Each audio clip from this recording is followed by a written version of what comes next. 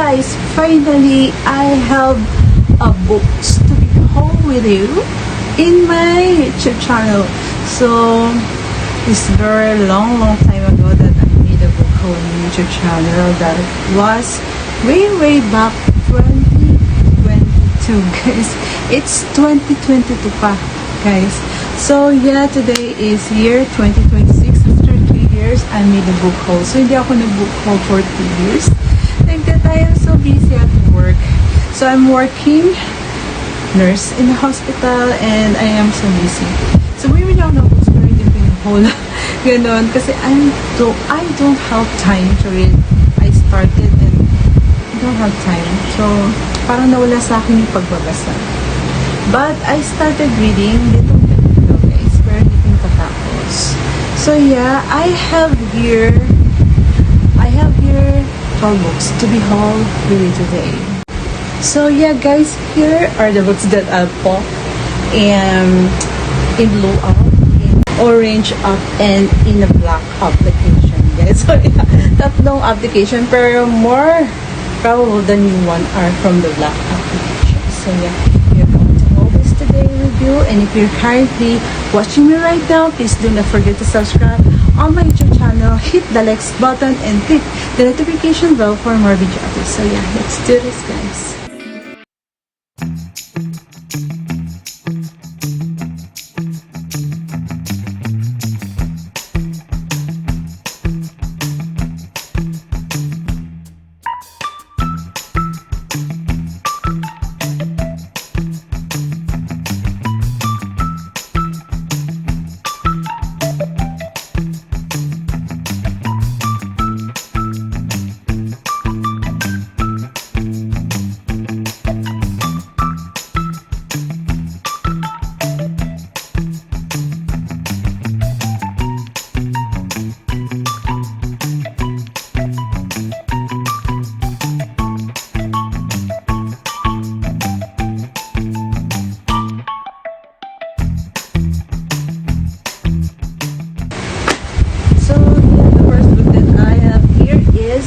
The Kite Runner, guys. The Kite Runner, guys.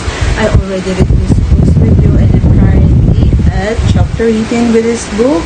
Probably today I'm going to finish this book with you. It is about like in Afghanistan, guys, and then they go to the US for better life, for change. But no, there's something missing at him, and he go back to Afghanistan. So we are going to find out what's going to happen here. But it says here, actually we're not going to base the story about reading this synopsis, but we're going to read this with you guys. So it says here, guys. It says here, guys, that the Kite Runner tells a story of fears, cruelty, fierce yet redeeming love, will transform the life of Amir, Khalid Hosseini's privileged young narrator, guys, who comes of age during the last peaceful days of the monarchy, just before his country revolution and its invasion by Russian forces. Political events, even as dramatic as the ones that are presented in the Kite Runner, are only a part of the story. Khalid Hosseini gives us a vivid and engaging story that reminds us how long his people have been struggling to triumph over the force of violence, forces that continue to threaten them even today. So this story is all about what is really happening in Afghanistan, or sinasakop sila ng iba't ibang country. So para lang matakasan so, nandun na ako sa part na yun, and we are going to find what we're gonna happen in the end. So, yeah. I am so excited to wrap up this book with you. This is The Kite Runner by Khalid Hosseini. So, I have here 3 books of him. So, let's go for the second book. So, guys, the second book that I have by Khalid Hosseini is A Thousand Splendid Suns. So, I have viewed and watched the booktube about this book, and all those who read this book is crying. So I'm very confused and intrigued with what's going on with this book. It says here, it is suspenseful, epic, unforgettable, heartbreaking, and deeply moving. So at the back naman, Marian is only 15 when she is sent to Kabul to marry Kashid. Nearly 2 decades later, friendship grows between Marian and local teenager Layla, as strong as ties between mother and daughter. When the Taliban take over, life becomes desperately struggle against starvation, brutality, and fear. Yet love can move a person to act unexpected ways, and lead them to overcome the most daunting obstacle with startling heroism. So we are going to find out. I'm so excited to read these books with you, but I am in the mood for reading. So, but yet currently I'm reading Bookhaul April. So yeah, I'm so excited to read this book in the future with you. So the third book that I have here is And the Mountain Echo. I started reading this book actually, but I'm not in the mood of reading of this book, guys. So I've been more liking love stories or romantic books, but I tried to read this book one by one. So the first book that I am reading is The Fighting. So sabi dito, there are two na magkapatid dito. So we're going to find out this one. So the story is about 10-year-old Abdullah will do anything for his younger sister. In the life of poverty and struggle with her mother to care for them. Pari is the only person who brings Abdullah happiness. For her, he will create his own pair of shoes to give her for her treasured collection. When their father set off with Pari across the desert to Kabul in search of work, Abdullah is determined not to be separated, so nakiwalay sila from her.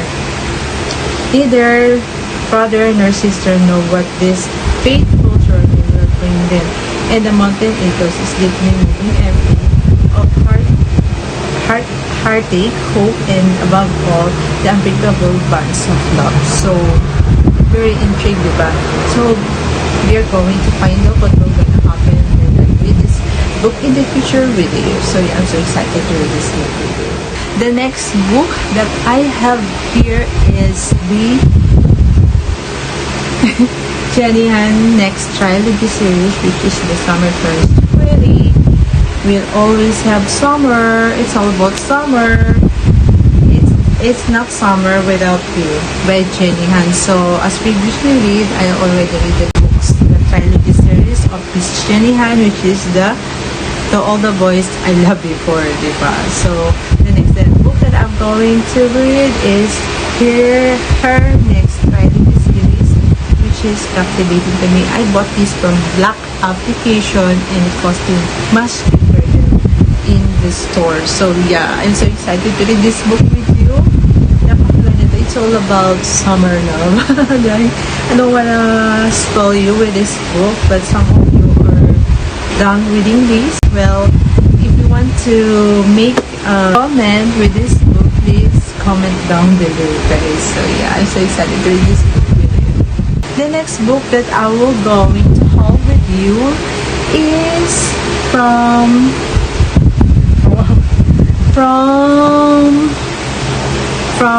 Anna Wang, guys. From Anna Wang books, guys. So that Twisted series, guys.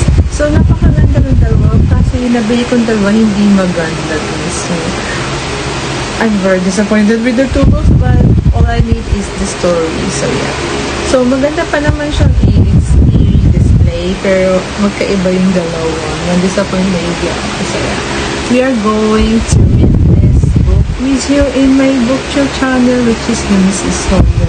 So yeah, we are going to read and wrap up this soon with you, have a review with this book, and I'm so excited to read these books with you guys. Yeah! So yeah, so excited. So they says, maganda daw talaga itong book nito. It's all about romance, love, boyfriend, and girlfriend. So, which is I don't have. So, sa book lang ako, naiinawa. So, yeah. Okay, soon I'm gonna have a boyfriend. So, yeah. I'm so excited to read these books with you. The next book that I have here is from Hanaghara, A Little Light. So yeah, this from what I saw and watched in the bookshop community. All those who read this book are crying. They're all crying, guys. I'm so excited.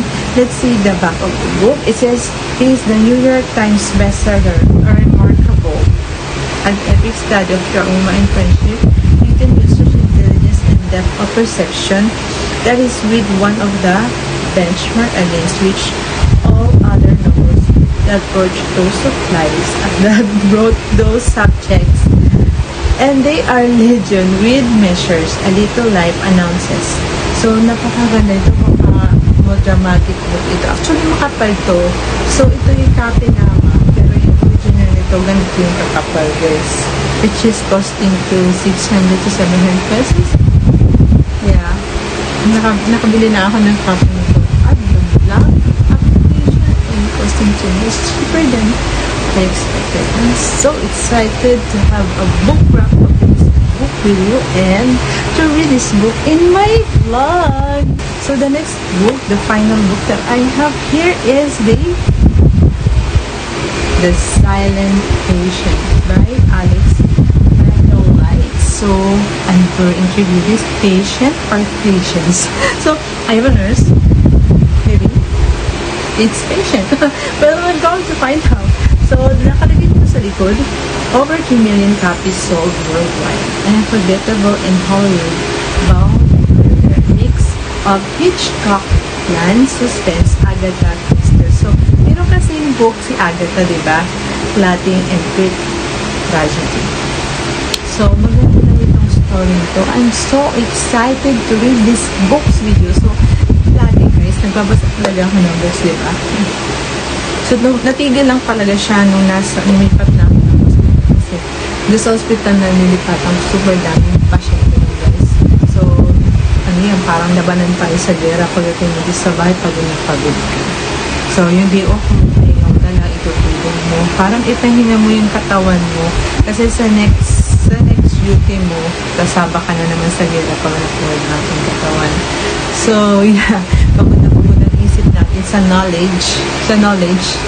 Kasi it requires computations of medicine. So, mahirap guys. So, kaya hindi masyado ako nakakapagbasa. Pero, I'm trying to go and read little by little and share this books with you in my YouTube channel. So, yeah, as living alone. So, yeah, I'm so excited to read these books with you. And, yeah, I hope you don't mind if you subscribe in my YouTube channel, hit the likes button, and hit the notification bell for more video updates. So yeah guys, I am so excited to read these books with you in the future in my YouTube channel. Let's see what will happen in this book. So yeah, thank you. So thank you for watching my YouTube channel. So yeah, if you don't mind, take care.